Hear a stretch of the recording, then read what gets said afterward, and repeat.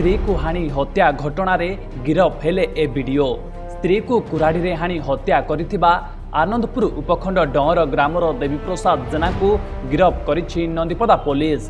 देवीप्रसाद भद्रक जिला बंत ब्लॉक रो ए वीडियो थिले।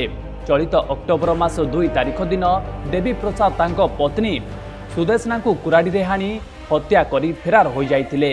घटनार 23 दिन पर ग्रामवासी सहयोग रे नंदीपदा पुलिस ताकू गिरफ करिबारे सफल होइछि। पुलिस अभियुक्त को सालनिया डाक्तरखाना को नहीं स्वास्थ्य परीक्षा कराइबा परे कोर्ट चालान करिछि। पुलिस तांको उपरे कोनोसी कार्यानुष्ठान ग्रहण करुनथबा अभियोग करिसंती मृत सुदेशनांक पुओ।